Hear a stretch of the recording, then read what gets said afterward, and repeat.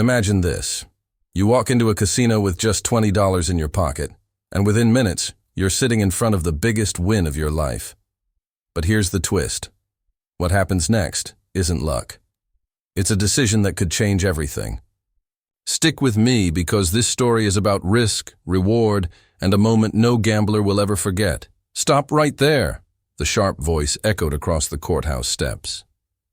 Judge Marcus Hill froze, turning slowly to see a tall, white police officer with his hand raised in command. Marcus had walked up those steps thousands of times before, but today, something was different. "Sir, you can't go in there," the officer said firmly.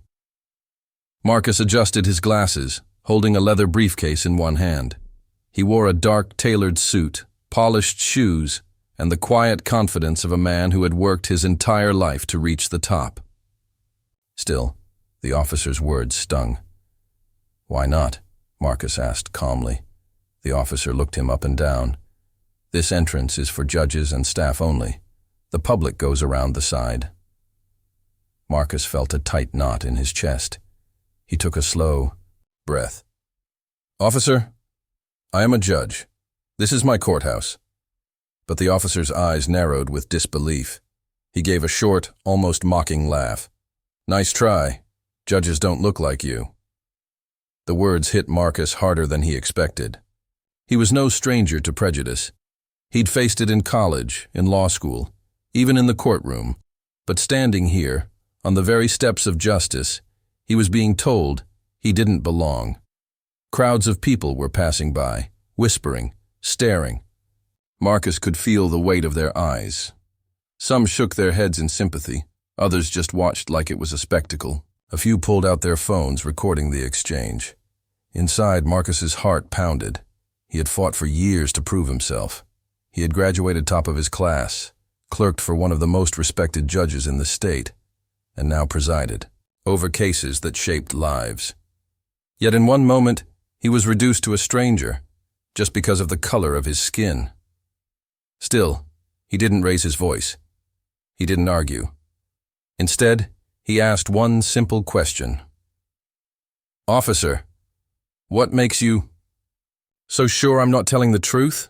The officer stiffened, taken aback by the calmness in Marcus's tone. He crossed his arms, trying to hold his ground. "Because I've been here for years.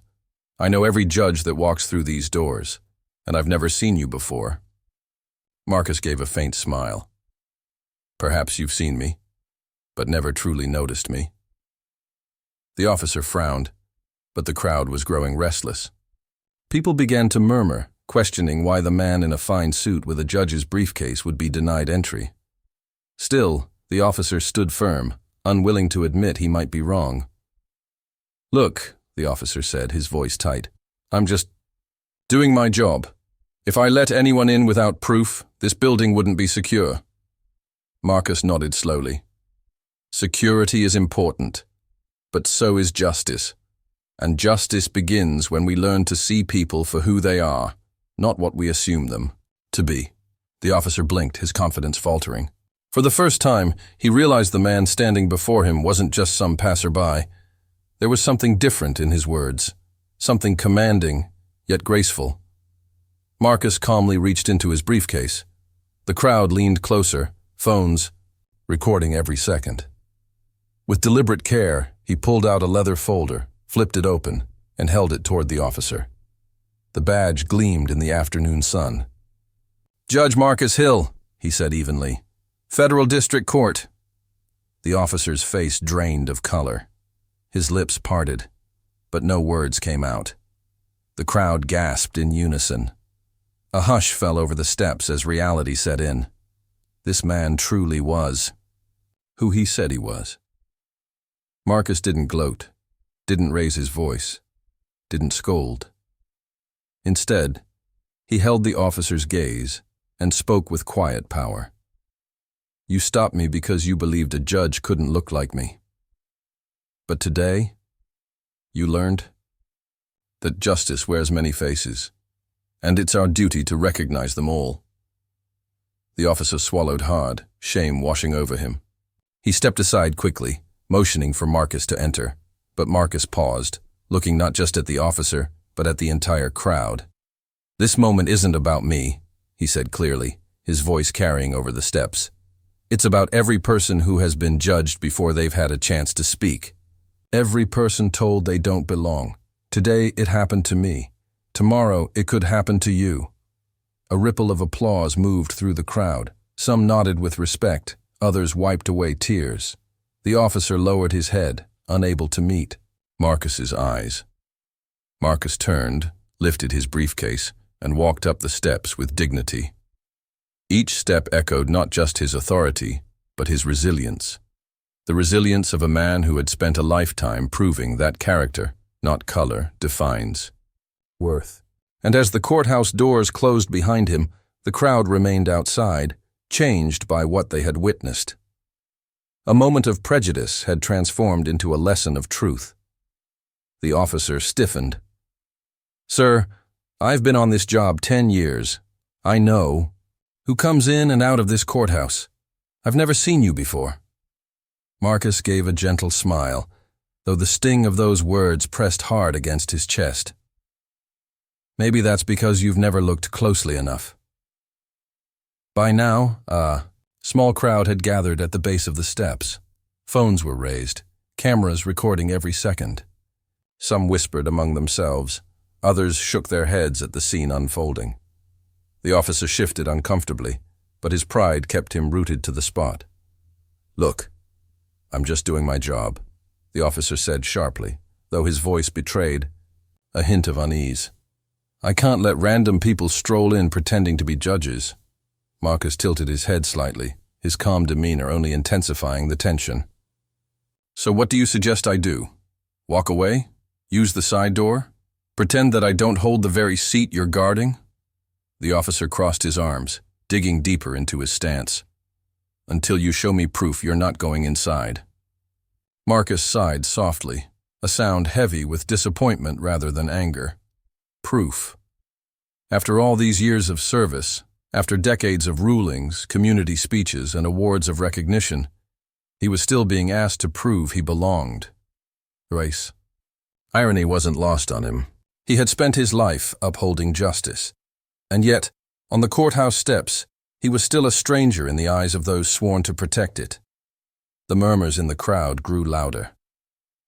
"He looks like a judge," someone whispered. "Why won't he let him in?"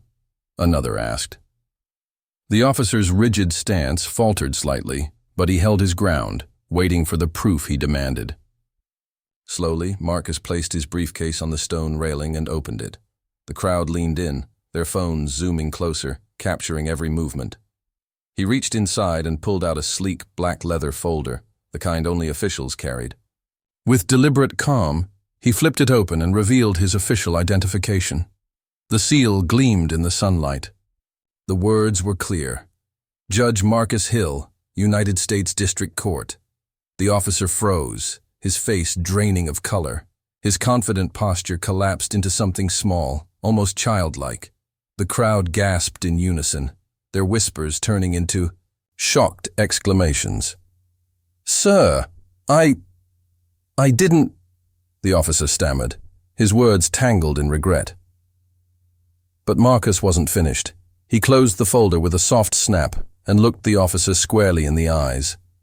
His voice was steady, commanding, but not cruel. "Every day I walk into a courtroom and remind people that justice is blind. But today you reminded me that not everyone is." The silence that followed was suffocating. The weight of his words hung heavy in the air. The officer's jaw tightened. He opened his mouth to defend himself, to explain, but no excuse could erase the truth written all over his actions. His own silence spoke louder than any words could. Marcus picked up his briefcase and stepped forward. The officer, now sweating under the judgment of the crowd, moved aside quickly, almost too eagerly. Marcus could have simply walked inside and left the incident behind him. But something stopped him. He turned back to face not just the officer, but everyone gathered on the steps. "This moment," he said clearly, his voice carrying across the courtyard, "isn't about me. It's about every person who has been judged before they even had the chance to speak. It's about every door that's been closed, every opportunity denied, every assumption made without knowing the full story. The crowd erupted in quiet applause, the kind born not out of entertainment, but respect. Some clapped slowly, thoughtfully, while others wiped tears from their eyes. Parents pulled their children closer, whispering lessons about dignity and fairness. Even those who had watched in silence now nodded, as if understanding something they hadn't before. The officer stood frozen, his eyes lowered, shame etched into his expression. Marcus gave him one last look, not of anger, but of expectation, as if silently urging him to do better. Then, with his head held high, Marcus turned and walked up the courthouse steps. Each footstep echoed with authority and resilience. The heavy wooden doors opened, and Marcus disappeared inside, but the crowd remained outside, buzzing with the weight of what they had just witnessed. What began as a confrontation had become a lesson, a reminder that the fight for dignity and respect doesn't always happen in the courtroom. Sometimes it begins on the very steps that lead to it. That afternoon, word of the incident spread like wildfire. Within minutes of the confrontation ending, the videos taken by bystanders began flooding social media. By evening, clips of Judge Marcus Hill being stopped at the courthouse doors were circulating across every platform, shared and reshared with captions that ranged from outrage to disbelief. The headline the next morning was impossible to ignore. Black judge stopped at courthouse by officer who didn't believe him. The story became a lightning rod for conversation. Some people expressed anger, condemning the officer and demanding severe punishment. Others argued it was a simple misunderstanding, insisting the officer was just doing his job. But beneath the noise and debate, one truth remained undeniable. A man of the law, a respected judge, had been denied entry to his own courthouse, not because of who he was, but because of how he looked. The following day, Judge Hill received a phone call from the police chief. The chief's voice was heavy with apology. He assured Marcus that the officer had been disciplined and that such an incident would never happen again. But Marcus listened quietly, his expression unreadable, before responding with words that surprised even the chief. "I don't want him punished," Marcus said firmly. "Punishment doesn't change hearts. I want him educated. Let him shadow me in court. Let him see the people who walk through those doors. Let him learn that justice wears many faces." The chief hesitated. It wasn't the response he had expected, but after a pause, he agreed. And so, over the next several weeks, the officer who had once stood in Marcus's way now sat quietly in the back of his courtroom. Day after day, he observed, he watched how Judge Hill treated every person before him with the same measure of fairness and dignity. Whether it was a wealthy businessman in a crisp suit or a young man in tattered clothes, Marcus gave each case the same patience, the same attention, the same respect. The officer listened as Marcus addressed juries, reminding them again and again to focus on facts, not assumptions. He saw how victims and defendants alike leaned on Marcus's words for hope, guidance, or closure. And slowly, the officer's perspective began to shift. At first, he watched with arms crossed, skeptical. But as the days turned into weeks, his expression softened. He noticed things he had never considered before: the trembling hands of a mother pleading for her son, the quiet fear in the eyes of an immigrant unsure if justice applied to him, the tears of a young girl who had finally found her voice in court. For the first time in his career, the officer began to see people not as categories, not as assumptions, but as individuals, each with a story, each deserving of dignity. And he realized something that unsettled him deeply. The power of his uniform wasn't just in enforcing rules, but in shaping how people were treated. With that power came responsibility. One afternoon, after a particularly long hearing, the courtroom emptied. The officer lingered, waiting until the last person had gone. His hands trembled slightly as he approached the bench where Marcus was gathering his notes. "Judge Hill," he began, his voice unsteady, "I owe you more than an apology." He paused, his throat tight. "You didn't just prove me wrong. You taught me something I'll carry for the rest of my life. From now on, I'll never judge a man by his skin, but by his actions." For a moment, silence hung between them. Marcus studied the man carefully, searching his face for sincerity. Then, with a gentle smile, he nodded. "That's all I ask," he replied softly. "Justice isn't about punishment. It's about learning, growing, and doing what's right. Today, you took a step toward that." The officer lowered his head, humbled. In the months that followed, the story of Judge Hill and the officer spread, far beyond the courthouse. It was shared in schools, where teachers used it to spark discussions about fairness and equality. It was retold in police academies, a reminder to recruits about the weight of their responsibility. Community leaders cited it as proof that change was possible, not through anger or revenge, but through patience, education, and compassion. And perhaps the most remarkable thing was this: the officer himself began speaking out. He told his story to other officers, admitting his mistake openly and urging them to look beyond their assumptions. What could have remained a moment of shame became a turning point in his life, a reminder that humility and growth are far stronger than pride. In the end, the incident was never remembered simply as a confrontation between a judge and an officer. It became something much greater. It was a lesson etched into the hearts of those who witnessed it, a story that proved even the most uncomfortable encounters can transform into opportunities for growth. Because sometimes, the most unbelievable thing isn't the conflict itself. It's the way it reshapes the people involved, leaving behind not bitterness, but understanding. And for Judge Marcus Hill, that was justice at its finest. And that's the story of Judge Marcus Hill, a reminder that true justice isn't just found in the courtroom, but in how we treat one another every single day. If this story moved you, don't forget to hit that like button, share it with someone who needs to hear it, and of course, subscribe to the channel for more powerful stories just like this. Thanks for watching, and I'll see you in the next one.